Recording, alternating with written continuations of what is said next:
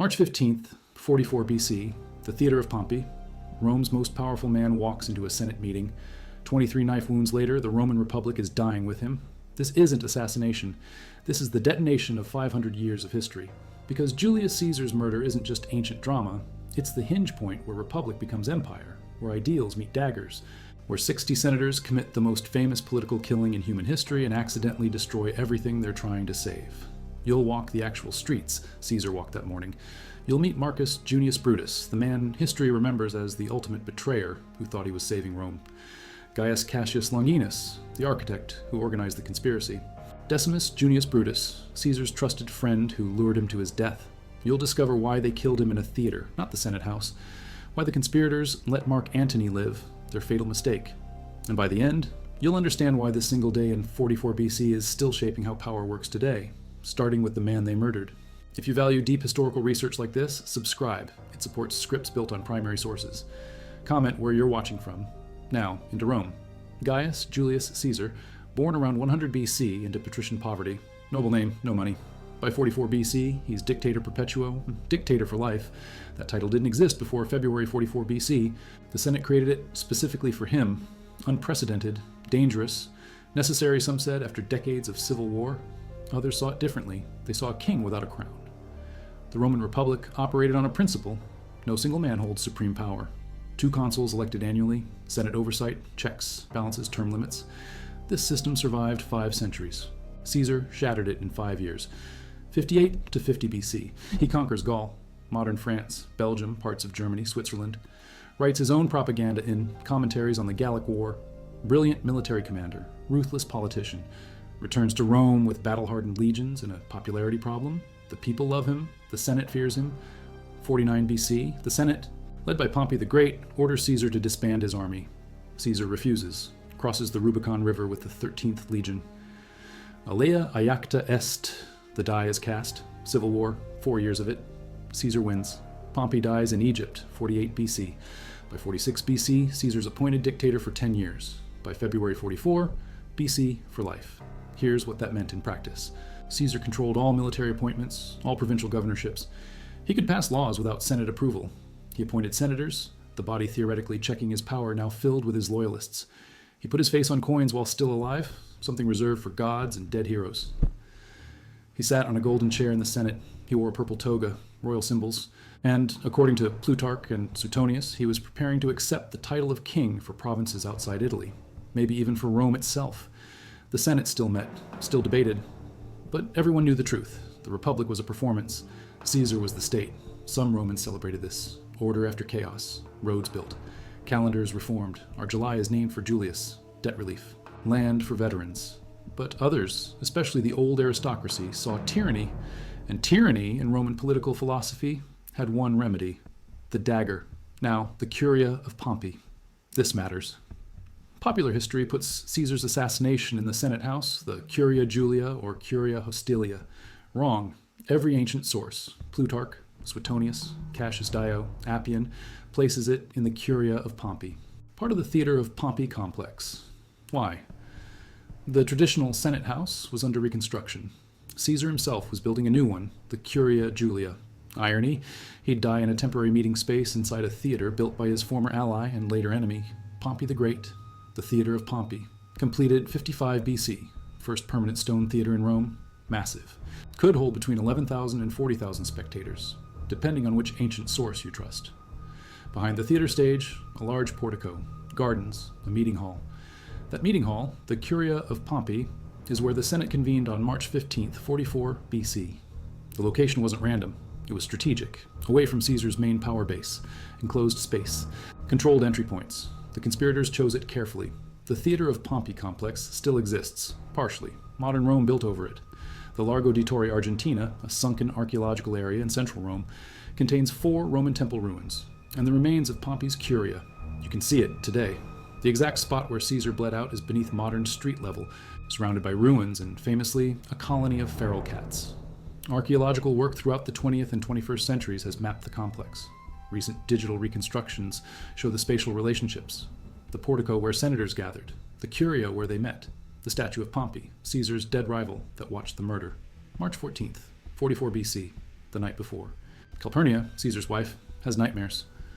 Plutarch describes her dreaming that she's holding Caesar's murdered body. Suetonius adds details. She dreams the pediment of their house collapses. She begs Caesar not to go to the Senate meeting. Caesar wavers. He's not feeling well. He's epileptic. Ancient sources confirm this, and may have had a seizure recently. He considers staying home. Then Decimus Junius Brutus arrives. Decimus, one of Caesar's most trusted commanders, fought with him in Gaul. Caesar named him in his will as a secondary heir. Decimus tells Caesar the Senate is waiting. They're planning to offer him honors. Maybe the crown for provinces outside Italy. If Caesar doesn't come, he'll insult them. Caesar agrees. He'll go. Decimus has just lured him to his death. Morning of March 15th, Caesar leaves his house. A Greek teacher named Artemidorus of Cnidus approaches. He's learned of the conspiracy. He's written the names on a scroll. He tries to hand it to Caesar. The crowd is too thick. Caesar takes the scroll but doesn't read it. He's surrounded by well-wishers, petitioners, senators. The scroll stays in his hand unread. Later, after the assassination, someone finds it on the Senate floor. Every conspirator's name was listed. Caesar walked to his murder, carrying the evidence that could have saved him. Caesar enters the Theater of Pompey complex, walks through the portico, approaches the Curia. The conspirators are waiting. 60 to 70 men, ancient sources say. Not all will strike. Many are there for political cover. But the core group, 20 to 25 men, have daggers hidden in their togas. Marcus Junius Brutus, Gaius Cassius Longinus, Decimus Junius Brutus, Gaius Trebonius, Tullius Cimber, Servilius Casca, others. They've planned this for weeks, maybe months. Cassius is the organizer. Brutus is the symbol, his ancestor. Lucius Junius Brutus founded the Republic by overthrowing the last Roman king in 509 BC.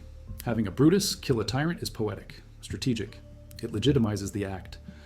Caesar takes his seat, golden chair, center of the room. The conspirators surround him. Tullius Cimber approaches. He petitions Caesar to recall his exiled brother. Caesar refuses. Cimber grabs Caesar's toga, pulls it down from his shoulders. The signal. Servilius Casca strikes first. A glancing blow to the neck or shoulder. Caesar spins, grabs Casca's arm, stabs him with his stylus, a metal writing instrument. Shouts in Latin, "Casca, you villain, what are you doing?" Casca calls for help in Greek. "Brothers, help!" The others close in. 23 stab wounds. Suetonius is specific. 23. They come from all sides. Frenzied. Chaotic. Some conspirators accidentally stab each other in the confusion. Brutus strikes. Ancient sources disagree on where. Suetonius says the groin. Plutarch doesn't specify. The famous line, "Et tu, Brute?" Probably never happened. Shakespeare invented it. Suetonius claims Caesar's last words were in Greek, "Kai su, teknon," you too, child. Plutarch says Caesar pulled his toga over his head and said nothing. Or maybe, God forbid, the truth is lost. What's certain, Caesar stops fighting. He collapses at the base of Pompey's statue. The man who conquered Gaul, who crossed the Rubicon, who became dictator for life, dies on the Senate floor beneath the image of his dead rival. He's 55 years old. Maybe 56. Ancient sources differ on his exact birth year. The conspirators stand over the body. They're covered in blood, some of it Caesar's, some their own from accidentally stabbing each other. They expect celebration, cheering, the people of Rome rising up to thank them for saving the Republic. Instead, silence. Then panic. Senators flee. The conspirators walk out into the portico, daggers raised, shouting, "Liberty and tyranny is dead." The crowd scatters. No one cheers. No one joins them. They walk through Rome to the Capitoline Hill, still calling for liberty. Still, no one joins them. By nightfall, they're barricaded on the hill, realizing they've made a catastrophic miscalculation. They killed the tyrant. They forgot the tyrant was beloved. 3 men watched Caesar die and did nothing. One of them sealed the conspiracy's fate. His name, Marcus Antonius, Mark Antony, Caesar's co-consul, his master of horse, his most powerful living ally, and the conspirators' single greatest mistake. Here's what they didn't do. Gaius Trebonius, one of the core conspirators, had one job that morning: keep Mark Antony outside the Curia, away from Caesar. Trebonius intercepted Antony in the portico of the Theater of Pompey, started a conversation, held him there, while 20 paces away, Caesar was being stabbed. Antony heard nothing, saw nothing. When senators started fleeing, Trebonius told him what happened. Antony ran. Not to help Caesar. Caesar was already dead. Antony ran home, barricaded himself inside. He assumed he was next. He wasn't. The conspirators never planned to kill him. Brutus argued against it. Cicero, not present at the assassination but aware of the conspiracy, argued against it. Their reasoning? Killing Caesar was tyrannicide. justified, necessary. Killing Antony would be murder. It would make them look like power-hungry assassins instead of liberators. They wanted to appear noble, principled, defenders of the Republic, so they let Rome's second most powerful man live. Catastrophic miscalculation. Because Mark Antony wasn't just Caesar's ally, he was Caesar's co-consul. He had imperium, legal command authority. He controlled troops, and unlike the conspirators, who spent the night of March 15th barricaded on the Capitoline Hill, wondering why nobody was cheering, Antony spent that night planning. By dawn on March 16th, he'd secured Caesar's will from the Vestal Virgins. He'd met with Lepidus, Caesar's master of horse, commander of the only legion stationed near Rome. And he'd sent word to the conspirators.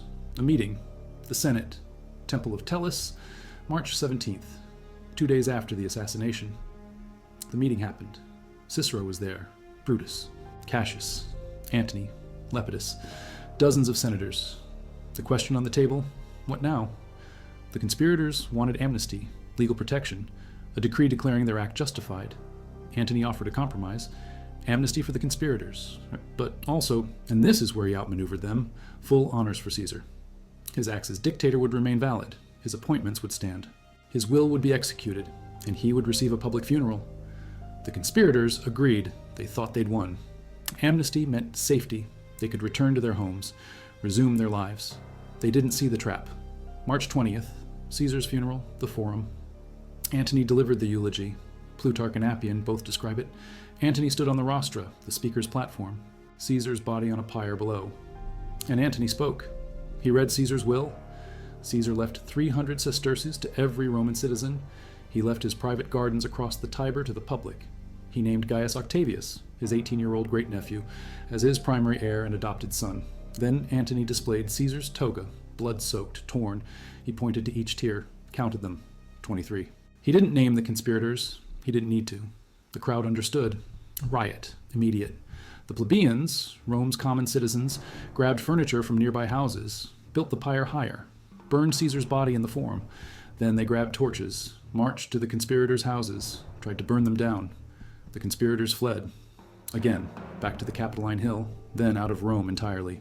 Brutus to Crete, Cassius to Syria, Decimus to Cisalpine Gaul. Within 5 days of Caesar's funeral, every major conspirator had left the city. They'd killed the dictator and lost Rome anyway. Why? Because they misunderstood what Caesar had become. They thought he was a tyrant, a king without a crown. Remove him, they believed, and the Republic would return, automatic, natural. Like a wound, healing. They were wrong. Caesar wasn't the disease, he was the symptom. The Roman Republic had been dying for decades, since the Gracchi brothers in 133 BC, since Marius and Sulla's civil wars in the 80s BC, since Pompey's eastern campaigns in the 60s BC. The Republic's institutions, designed for a city-state, couldn't govern an empire stretching from Spain to Syria. Caesar didn't break the Republic. He just made its collapse obvious, and the people knew it. The plebeians didn't want the Republic back. They wanted stability, bread, land. Caesar gave them that. The conspirators offered nothing. Just abstract ideals about liberty and Senate authority. Ideals that meant nothing to a landless veteran or an unemployed urban worker. So when Antony turned the crowd against the conspirators, he wasn't manipulating them. He was channeling what they already felt. Caesar's death wasn't liberation, it was chaos. And Rome hated chaos more than it hated kings. But Antony wasn't the only one who understood this. Across the Mediterranean, in Apollonia, modern Albania, an 18-year-old student received news of Caesar's death and learned he was now Caesar's adopted son. His name, Gaius Octavius. History will know him as Augustus, the first Roman emperor. And his rise begins with a single decision: return to Rome, claim the inheritance, and destroy everyone who killed his father. Octavian had every reason to stay away. 18 years old, no military experience, no political base, no army. Just a name, Caesar's name. And in April 44 BC, that name was dangerous. The conspirators controlled Rome. Brutus and Cassius had legions. Mark Antony had Caesar's veterans. Octavian had nothing. His mother Attia begged him not to go. His stepfather, Lucius Marcius Philippus, a former consul, told him to refuse the inheritance. Too risky, too young. Stay in Apollonia, stay safe, stay alive. Octavian ignored them. He landed at Brundisium, modern Brindisi, in mid-April, southern Italy, Caesar's veteran colonies, and the veterans remembered, not Octavian, they'd never heard of him, but they remembered Caesar's will. 300 sesterces to every citizen, gardens across the Tiber, and this teenager was Caesar's son now. Legally, officially, Gaius Julius Caesar Octavianus. He took the name immediately. Brilliant move, because in Rome, names carried weight, lineage mattered. And Caesar wasn't just a name anymore, it was a brand, a promise, vengeance. By May, Octavian reached Rome. Mark Antony refused to meet him. Antony controlled Caesar's assets, the treasury, the war chest. 700 million sesterces, roughly 1/8 of Rome's entire annual revenue. Antony wasn't sharing. He saw Octavian as a child playing politics, told him to go home, forget the inheritance, leave the governing to adults. Octavian refused. He borrowed money, sold property, paid Caesar's bequest himself. 300 sesterces per citizen. Out of his own pocket, bankrupted himself to honor Caesar's will. The plebeians noticed. Antony promised. Octavian delivered. Then Octavian did something unprecedented. He raised an army, privately. 2 legions, paid for with borrowed money and promises, recruited from Caesar's veterans in Campania, men who'd fought in Gaul, who'd crossed the Rubicon, who loved Caesar and hated his murderers. Cicero, the elder statesman, the Republic's greatest orator, watched this and saw opportunity. A teenager with an army, loyal to Caesar's memory, hostile to Antony. Cicero thought he could control him, use him against Antony, then discard him. Cicero wrote to his friend Atticus in December 44 BC, "The boy is to be praised, honored, and disposed of, lifted up, used, eliminated." Cicero miscalculated. Everyone miscalculated Octavian. Because the 18-year-old student from Apollonia understood Roman politics better than senators twice his age, he understood what the conspirators missed, what Antony underestimated. Power in Rome no longer came from the Senate. It came from legions and loyalty, and the willingness to use violence when necessary. Octavian had all three. 43 BC. The Senate, manipulated by Cicero, sent Octavian and the consuls, Hirtius and Pansa, against Antony.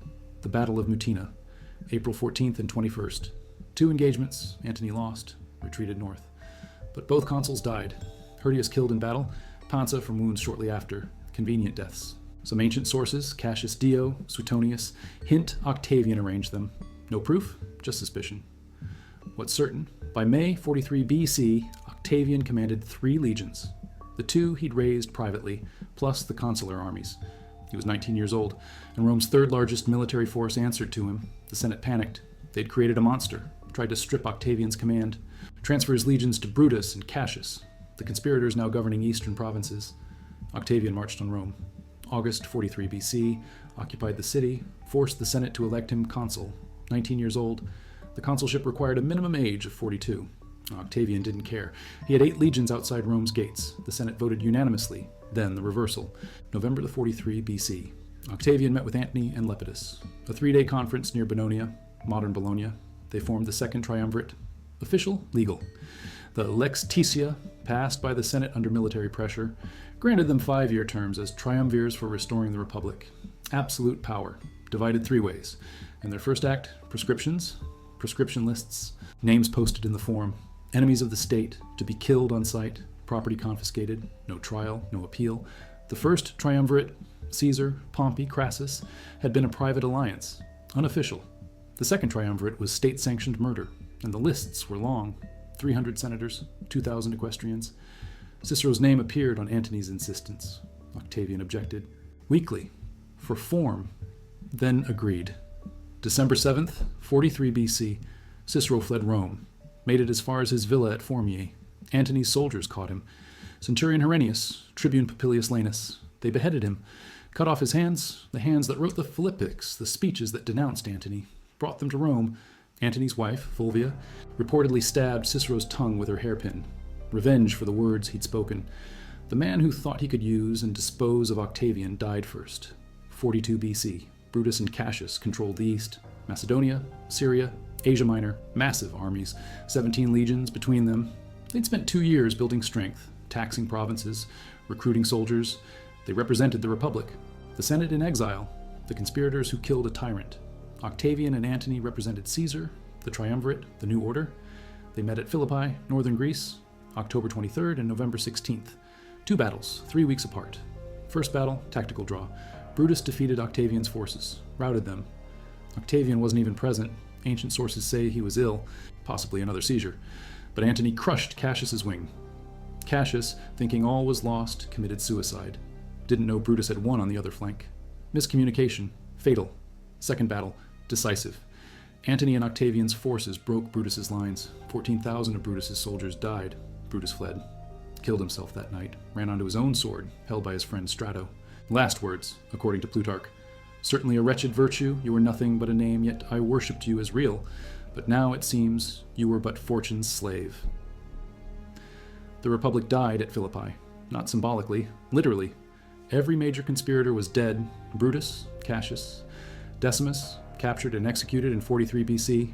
Trebonius, killed in Asia Minor, 43 BC. Tillius Cimber, died at Philippi. Servilius Casca, suicide after Philippi.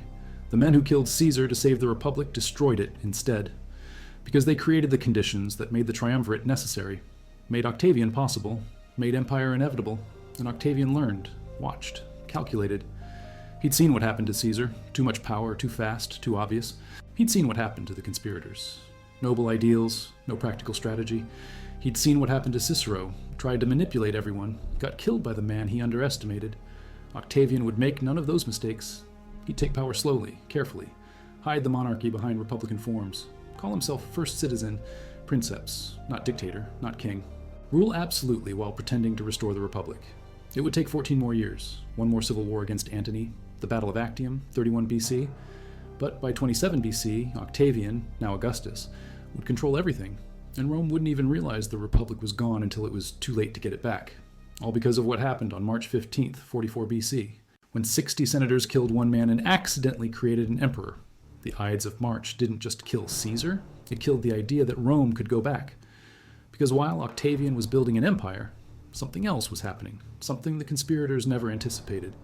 The Roman world was watching, learning, and what they learned would reshape political power for 2,000 years. Every assassination creates a template, a playbook. And March 15th, 44 BC wrote the rules that every conspiracy, every coup, every political murder would follow. Rule 1, kill the leader, but have a plan for what comes next. The conspirators had no plan. They thought removing Caesar was the plan. They were wrong. Within hours, they'd lost control. Within days, they'd lost Rome. Within 2 years, they'd lost everything. Because they forgot the second rule. Control the narrative immediately. Mark Antony understood this. The funeral wasn't grief. It was theater, strategic, calculated. He didn't need to name the conspirators. He just showed the toga. 23 tears, 23 wounds. Let the crowd connect the dots. That's propaganda, not information. Emotion. And emotion moves faster than facts. Always has, always will. The Roman Senate met 4 days after Caesar's funeral. March 24th, 44 BC, Temple of Tellus, different location. The Curia of Pompey was still a crime scene. Blood on the floor. Senators couldn't meet there, wouldn't meet there. Too recent, too raw.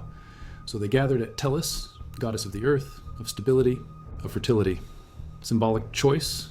They were trying to signal continuity, order, business as usual, but nothing was usual anymore. The meeting's agenda: ratify the compromise Antony had negotiated, amnesty for conspirators, honors for Caesar, his acts remain valid, his will executed. Everyone votes yes, unanimous. But here's what's not in the ancient sources. Here's what Plutarch and Appian don't emphasize. The Senate just voted to make Caesar's dictatorship permanent. Not Caesar himself, he's dead, but his laws, his appointments, his reforms, all of it stays. Which means the Republic they thought they were saving by killing him, already gone. They just made it official. And the conspirators agreed to this. Brutus, Cassius, they voted for it. Because they thought amnesty meant survival. They thought they could go home, resume their positions, serve as praetors and governors like nothing happened. They fundamentally misunderstood Roman politics. Because Roman politics wasn't about laws anymore. It was about loyalty. And they just murdered the man half of Rome loved. Here's the detail that shows how fast things fell apart. Decimus Junius Brutus, Caesar's trusted commander, the man who lured him to his death, was supposed to take up his governorship of Cisalpine Gaul, northern Italy. Caesar had appointed him before his death. The Senate confirmed it in the March 24th meeting. Legal, official. Decimus left Rome in April, headed north, got to Mutina, modern Modena, and found the province's legions wouldn't obey him. They knew he'd killed Caesar. They didn't care about Senate appointments. They cared about vengeance. By November 44 BC, Decimus was besieged in Mutina. By April 43 BC, he was fleeing north, trying to reach Macedonia, joined Brutus and Cassius, didn't make it, captured by a Gallic chief named Camillus, executed on Antony's orders, his head sent to Antony in Rome, one of Caesar's most loyal commanders, named in his will, dead within a year of the assassination. Because he chose the wrong side of history, that's the pattern.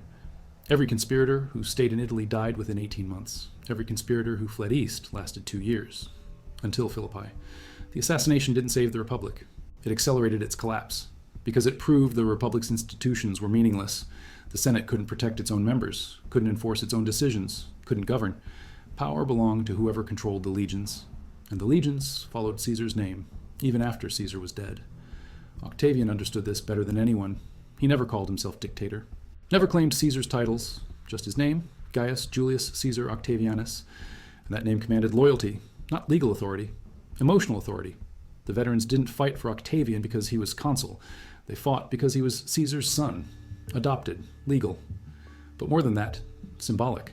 He represented continuity, revenge, justice for the man they'd followed across Gaul, across the Rubicon, across the Civil War. And here's where the Ides of March becomes a lesson in political power that's still relevant today. The conspirators thought they were defending the Republic. They thought they were heroes, liberators. Brutus's ancestor had overthrown the last king. Brutus would overthrow the new one, poetic, noble, completely disconnected from reality. Because the Republic they were defending didn't exist anymore. It was a memory, a performance. Caesar didn't destroy it. He just stopped pretending it was real. The Roman Republic died slowly, over decades. The Gracchi brothers tried to reform it in 133 BC, murdered by the Senate. Gaius Marius and Lucius Cornelius Sulla fought civil wars over it in the 80s BC. Pompey the Great bent it to breaking in the 60s BC. Caesar just delivered the final blow, and the conspirators, by killing him, ensured there was no going back, because they created a martyr, and martyrs are more powerful than living men. Octavian built an empire on his father's corpse, literally. Every speech, every law, every military campaign, all justified by avenging Caesar. The Second Triumvirate's prescriptions, 300 senators, 2,000 equestrians murdered, all in Caesar's name. The Battle of Philippi, 17 legions destroyed, all for Caesar. And when Octavian finally took sole power in 27 BC, he didn't call himself king, didn't call himself dictator, called himself Augustus, first citizen, princeps, the man who restored the Republic. Except the Republic was gone, and everyone knew it. They just couldn't admit it, because Octavian had made the Republic's destruction look like its salvation. That's the genius. That's what the conspirators never understood. Power doesn't come from institutions. It comes from perception.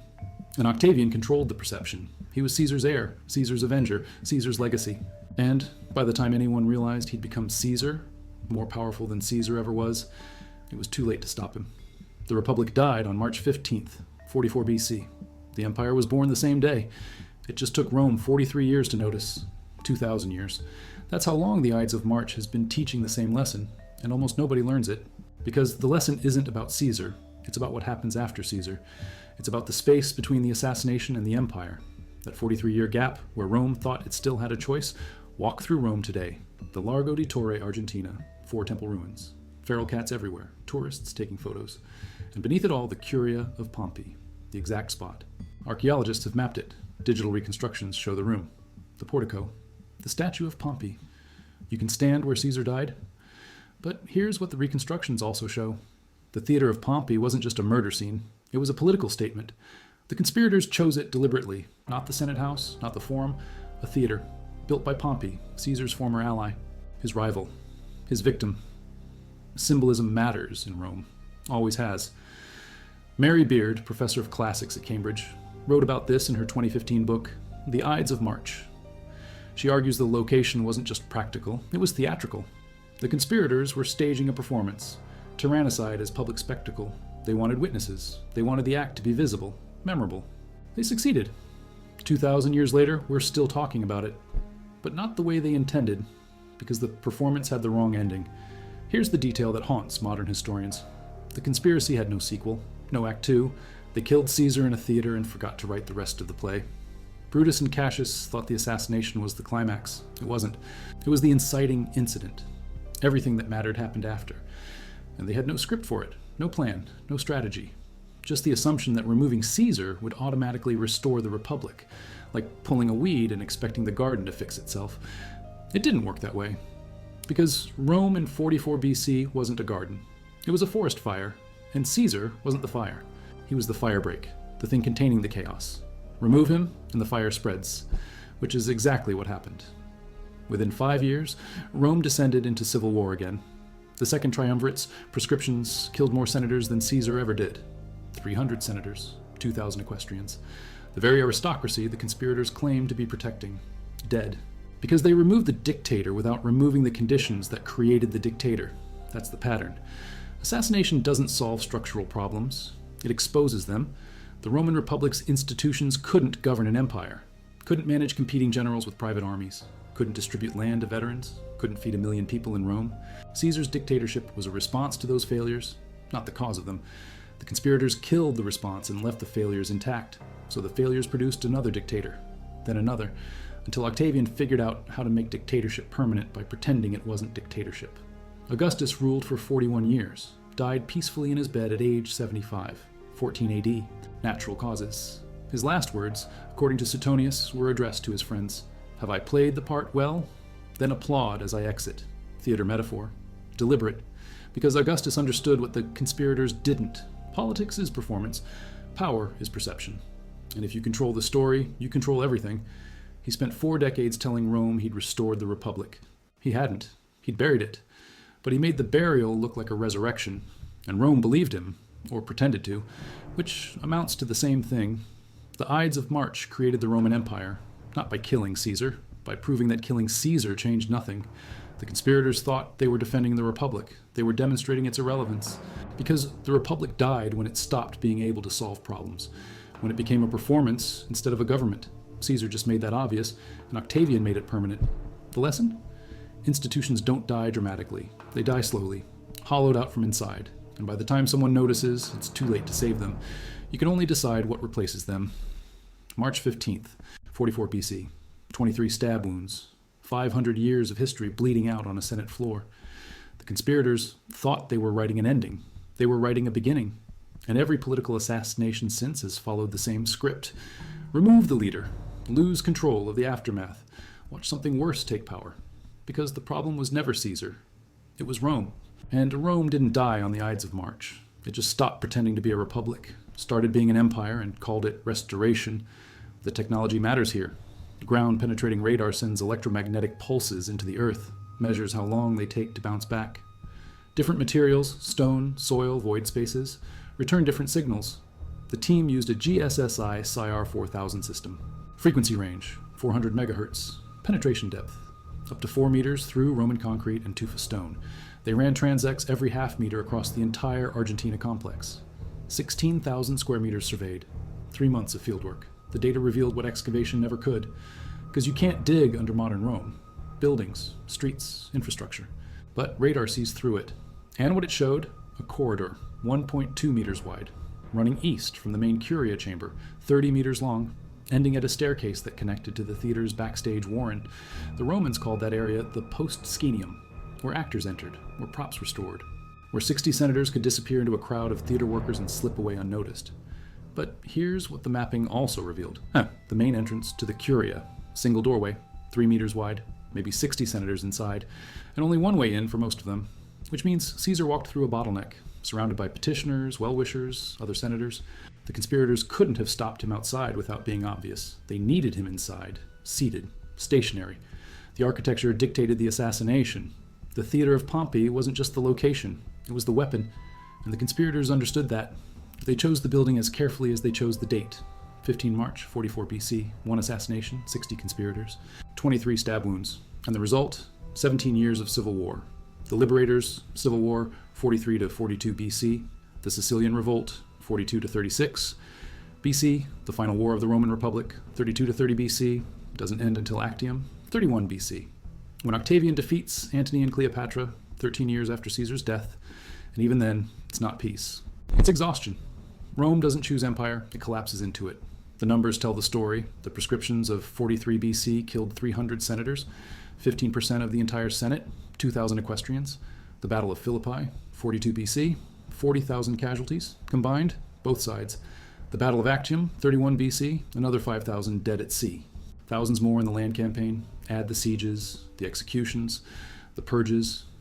Conservative estimates put the death toll of Rome's post-Caesarian civil wars at over 200,000, military and civilian combined. That's the cost of saving the Republic. 200,000 dead. And the Republic died anyway. Because here's what the conspirators never calculated. Caesar's death didn't remove Caesarism, it validated it, proved that the Republic's institutions couldn't protect anyone, Not Caesar, not the conspirators, not the Senate itself. Octavian didn't need to argue for autocracy. The Ides of March made the argument for him. Every time someone questioned his authority, he pointed to what happened when authority was divided. Chaos, prescriptions, civil war. The Republic had its chance. It murdered its way to irrelevance. Back to the Curia of Pompey. March 15th, 44 BC, Caesar collapses at the base of Pompey's statue. The conspirators expected vindication. They got silence, then panic. They walked out through that secondary exit, the one the radar mapping found in 2023, and into the theater of Pompey's backstage, emerged into the portico, daggers raised, shouting about liberty, and the crowd scattered. No cheers, no celebration, just fear. Because Rome understood something the conspirators didn't. The Republic wasn't a government anymore, it was a memory, and you can't restore a memory by stabbing it into existence. Right now, archaeologists are still mapping the theater of Pompey complex. The Sovrintendenza Capitolina ai Beni Culturali has 3 active projects: ground-penetrating radar, LiDAR scanning, photogrammetric reconstruction. They're building a complete digital model, every room, every corridor, every exit. Expected completion, 2026, and when it's done, we'll be able to walk through the space virtually, stand where Caesar stood, follow the conspirators' escape route, see exactly how the architecture enabled the assassination. The building will testify, 2,000 years later. The Ides of March killed 1 man. But the idea of the Ides, that assassination solves structural problems, that's killed millions. Every political murder since follows the same pattern. Remove the leader, assume the system corrects, watch it collapse instead. The conspirators thought they were defending the Republic. They were demonstrating its obsolescence. And Rome learned the lesson. Never again would it trust institutions over individuals. Never again would it choose liberty over stability. The Republic died on March 15th. The Empire was born the same day. It just took Rome 43 years to admit it. Caesar ruled for 5 years. Augustus ruled for 41. The Roman Empire lasted 500 more. The Republic the conspirators died for? It never came back. Not once. Not ever. They killed Caesar to save Rome. They saved nothing. They just decided what Rome would become, and Rome became exactly what they feared: permanent, autocratic, imperial. Because the alternative, the chaos after March 15th, was worse. The Ides of March didn't end tyranny. It made tyranny necessary. That's the lesson.